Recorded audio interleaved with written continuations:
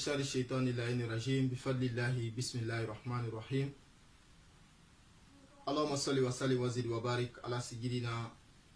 وسيد الأولين والآخرين المبعوث رحمة للعالمين محمد ابن عبد الله وعلى آل بيته الطيبين الطاهرين. الحمد لله الذي بنعمته تتم الصالحات، والحمد لله الذي أنزل على عبده الكتاب ولم يجعل له عوجا، ثم توعد بحفظه من كل تحريف وباطل فقال إنا نحن نزلنا الذكر وإنا له لحافظون، أو كما قال في آية أخرى لا يعطيه الباطل من بين يديه ولا من خلفه إنه لقول فصل وما هو بالحازل. Alhamdulillah, ambade islamaw ambade lajel ke baw amana ke diyan yoro ambe afo nel sama foli kishi foli hina foli ani barka foli lodi assalamu alaikum wa rahmatullahi ta'ala wa barakatuhu. Kado kawiye kado nyin awfe kanina Allah subhanahu wa ta'ala fe ala kaneni aw belaje ni ben so bama fota ani ketala ola ka ben bima le 1er mai 2020 no be ben sungalo kalo tele shegima ni alhamdulillah be anga sigi durunama anya ala nyini ankeni ko ka kuma sungalo bonye kan ani sun yɛrɛ santian bala ani sun philosophie ani fɛn bɛ kɛ sababu ye ka sun tiɲɛ ni ɲina kɛni b'o kɔ. An y'a laɲini ka ɲɔgɔn baro min na ni sigi durunan na o de ye baro lasɔn hɛrɛma ye i n'a fɔ Allah subhanahu wa ta'ala yɛrɛ fɔ ɲɛ ma a ko Allahu nazzala ahsan al-hadith n'o ye alkur'ana ye, ale de ye baro lasɔn hɛrɛma ye, ale de ye kumaw lasɔn hɛrɛma ye i n'a fɔ kumatigi yɛrɛ ye n'ale le ka fisa ni danfɛn bɛɛ lajɛlen fana ye ɲɛ ma. Alhamdulillah, ni kalo ye kurana kalo ye, an tɛ se ka bɔ ni kalo kɔnɔ n'an ma kuma alkur'ana kan. A nana haditha la ko fɛn bɛɛ lajɛlen samiya b'a la, traiti b'a la, ko kurana traiti o de ye sunkalo ye. likulli shay'in rabi wa rabi'ul qur'an shahr ramadan, sabu a jigila o kalo de kɔnɔ i n'a fɔ Allah subhanahu wa ta'ala yɛrɛ y'a fɔ ɲɛ ma a ko shahru ramadan allazi unzila fihi al-qur'an hudan linnasi wa bayyinatin min al-huda wal furqan. Kurana ale jigila ni kalo de la, a ka bonya kosɔn a jigila kalo min na o kɛla kalo la fisama ye, masha Allah. A b'o cogoya la mɛlɛkɛ min fana jigila ni a ye, a ka bonya kosɔn o mɛlɛkɛ fana kɛla mɛlɛkɛw la fisamanti ye n'o ye Jibrila ye alayhi salam. A ka bonya fana kosɔn a jigila cɛ mun kan n'o ye kiraba Muhammadu ye, o kɛla danfɛnw la sɔn hɛrɛma ye, ale de ka fisa ni danfɛn bɛɛ lajɛlen ye, sayyidil awwalina wal akhirin, masha Allah.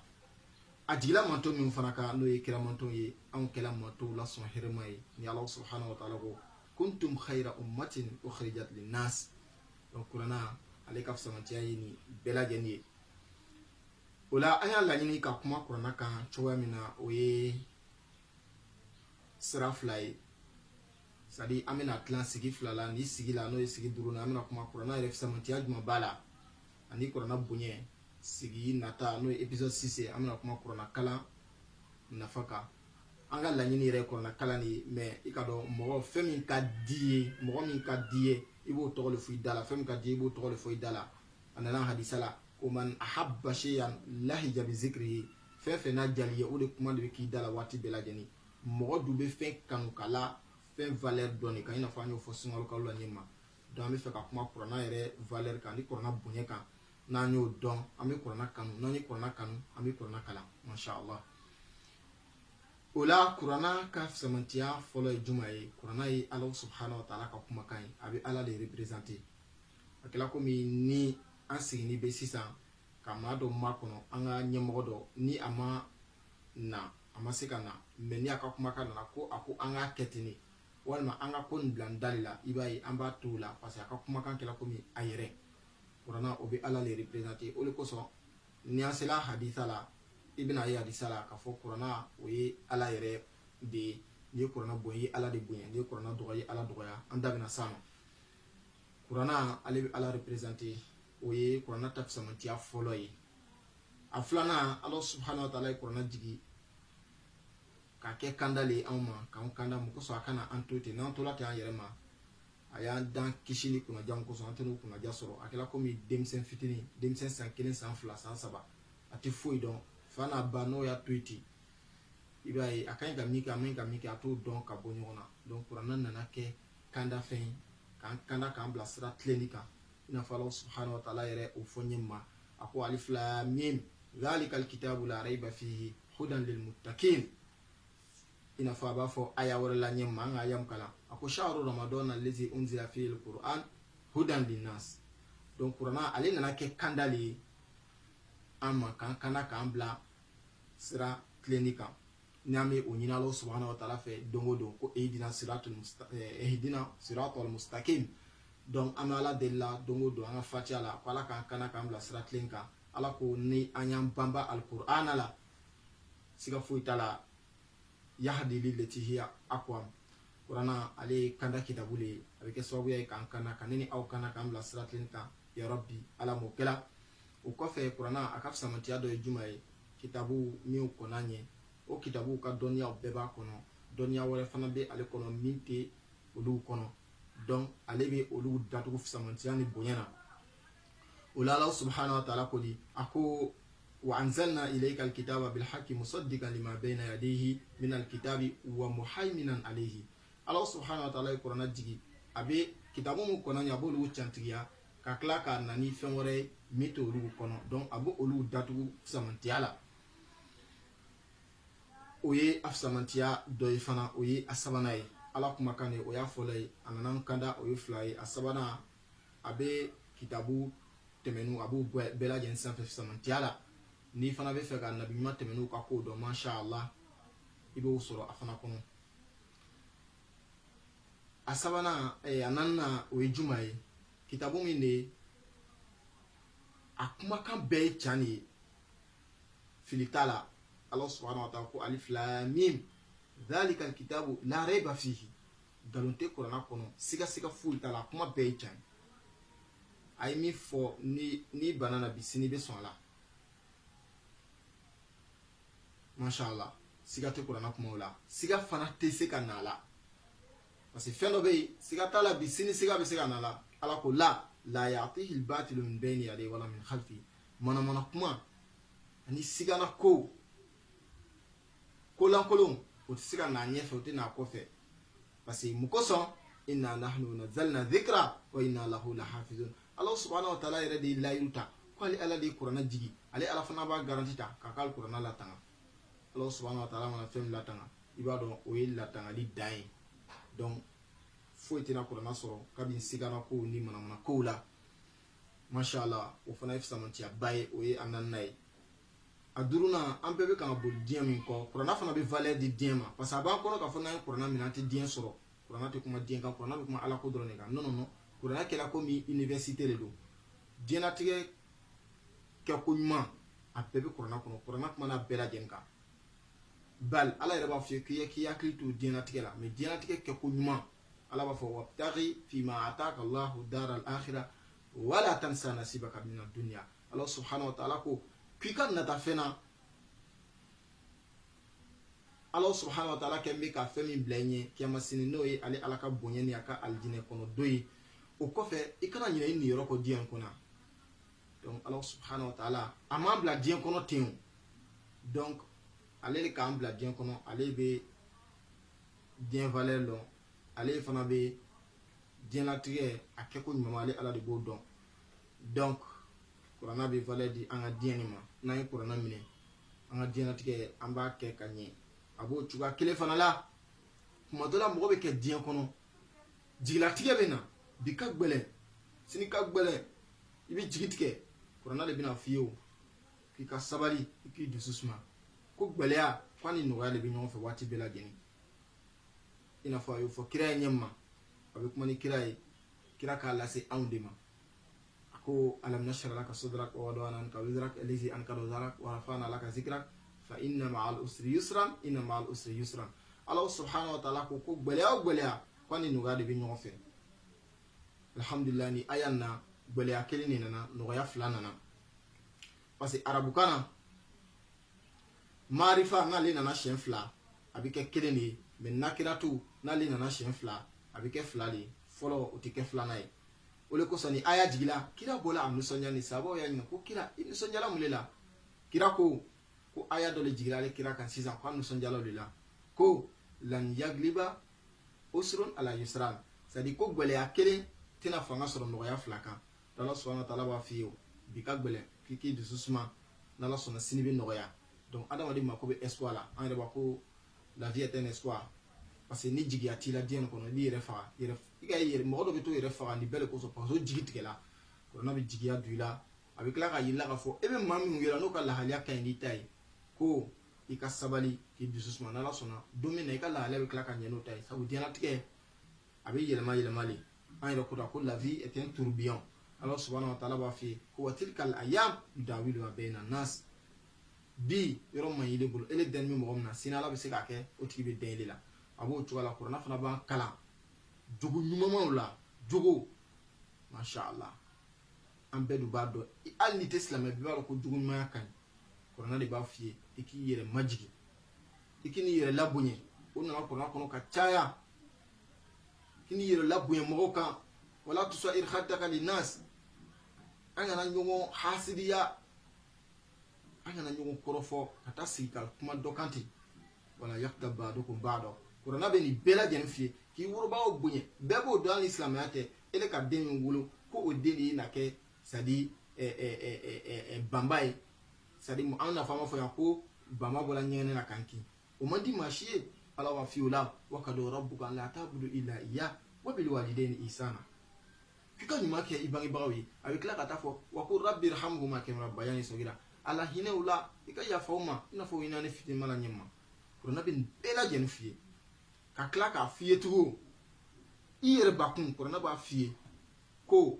i k'i janto i yɛrɛ la hali kuranna tɛ ordre d'i ma i k'i yɛrɛ kun tɔɲɔ wala tulqu bi aydikum ila tahluka k'i n'i yɛrɛ bolo kɛ i kala ye o ordre t'i bolo i n'a fɔ a tɛ daga fana i ka mɔgɔ wɛrɛ tɔɲɔ ɲɛ ma donc kuranna ale ye kitabu min ye kabako kitabuba o le kosɔn jinɛw yɛrɛ kabakoyala la kul uhiya ilayya annahu istama'a nafarun min al-jinni faqalu inna sami'na qur'anan ajaba k'olu ye kuranna kalankan dɔ mɛn kitabu dɔ kalankan mɛn ko kitabu ye kabako kitabuba ye yahdi ila rushd kuranna bɛ mɔgɔ kanda le ka taa sira tilenni kan donc kuranna ale bɛ kuma jogobaba caman kan an tɛna se ka kuma bɛɛ lajɛlen kan a bɛ tila ka f'i ye o hali nafolo min b'i bolo wala tusrifu inna allaha la yuhibbul musrifin f'i kana nafolo ni tiɲɛ ka tila ka f'i ye o nafolo min fana filɛ nin y'i bolo i k'a minɛ ka ɲɛ c'est à dire fɛn min bɛ san 100 kana taa san 200 n'an ko tabdhiru wala tubadhiru ala subhanahu wa ta'ala b'a ɲin'a fɛ c'est à dire k'an mako don an yɛrɛ la kuranna de bɛ an kalan bɛɛ lajɛlen na i kana nafolo cɛ ka valeur yɛrɛ di nafolo ma i ka ye hali n'i bɛ saraka bɔ f'i k'a bɔ ka bɛrɛbɛn kana bɛɛ di kana bɛɛ minɛ ka bila i kana di fana donc masha Allah kuranna fana b'a f'i ye ni bi fisayala i ma i ka hinɛ i mɔgɔ ɲɔgɔnw la a b'o cogoya kelen fana na n'Ala subhanahu wa ta'ala ka den nɔgɔya i ye i ka den ninnu jogo don kana den ninnu to yen ten i ma jate ye ya ayyuhal lazina amanu ku anfusakum wa alaykum nar i k'i yɛrɛ kun tanga ani denw ka bɔ tasuma tɔɔrɔ ma donc kuranna bɛ nin bɛɛ lajɛlen d'i ma kuranna ye université de i n'a fɔ an y'a fɔ ɲɛ ma donc kuranna a fisamantiya ba de b'ale la donc a fisamantiyaw ka ca nin ye alkur'ana ta ye n'an taara haditha la fisamantiya jumɛn de nana kuranna la kuranna kan hadisa kɔnɔ o la kira b'a fɔ an ɲɛna o a ko fadlu kalamillahi ala sa'iri kalam ka fadlillahi ala khalqihi ko n'i bɛ fɛ ka kuranna yɛrɛ ka fisamantiya dɔn parce que an y'a f'i ye ko ala kumakan de don n'i bɛ fɛ k'a dɔn kumakan ka fisamantiya lo kumakan wɛrɛw kan i ka bila i kunna k'a fɔ ala de ka fisa ni danfɛn bɛɛ lajɛlen donc a ka kuma de fana ka fisa ni danfɛn bɛɛ lajɛlen ka kuma ye donc kuranna ale le kumakanw la fisama ye a b'o o cogoya kelen na komi kuranna kɛla ala subhanahu wa ta'ala ka kumakan de ye ale kɛla kumakanw la fisamantiya ye don donc mun de bɛ wolo ka bɔ o la kira b'a f'i ye ko alquran afdal min kulli shay ko kuranna min filɛ nin ye ko ale ka fisa ni fɛn bɛɛ lajɛlen duna Allah a ma fisa ni ala yɛrɛ dɔrɔn de sabu maa ka kuma tɛ se ka fisa ni kumatigi yɛrɛ ye faman wakkara alquran ni ele maa o maa ni alqur'ana bonya fakad wakkara Allah a kɛla komi ye ala subhanahu wa ta'ala yɛrɛ de bonya wa man lam yuwakkir alquran ni maa o maa fana ma kuranna bonya ye kuranna mafiya fakad istakafa bi hurmatillahi ya Allah subhanahu wa ta'ala yɛrɛ de dɔgɔya. Donc wa hurmatul Qur'an ala Allah, ko Qur'ana fana ka horma ala yɔrɔ kɛ hurmatul walid ala waladihi, fa ka horma be den kan ko Allah subhanahu wa ta'ala fana Qur'ana horma ba kan o y'o ye. Abe o cogoya la Allah subhanahu wa ta'ala fana bi kali aka kumakan dɔw la n'o ye hadisi kudusi ye, kira bɛ min fɔ ala ne kan ko wa izzati wa jalali wa irtifa'i makani la akrimanna al-yawma man akramaka wala uhinanna man ahanaka. Allah subhanahu wa ta'ala bi ikali kiyama sini ko ale ala bina ma korota bi mami kun Qur'ana korota diɲɛ kɔnɔ ale ala fana bina ma dɔgɔya mami kun Qur'ana dɔgɔya. Sabu n'o ye maa dɔ ka kuma f'i sisan a ɲɛmaa dɔw na, a ɲɛmaa dɔ ka kuma f'i walima i fa walima i ba, i b'a fɔ sisan ko a ye bɔ i sa, nin tɛ kumakan, nin tɛ can ye sa, walima a ka nin kuma to yen. Donc n'i y'o kɛ ko dɔnbagaw fɛ a kɛra komi i ye kumakan t'i yɛrɛ de dɔgɔya. Donc Allah subhanahu wa ta'ala ko n'i ye Qur'ana dɔgɔya i y'ale ala dɔgɔya, n'i ye Qur'ana bonya i y'ale ala bonya, n'i ye Qur'ana bonya ale ala fana bɛn'i bonya. O kɔfɛ a nana hadisa kelen na fana ko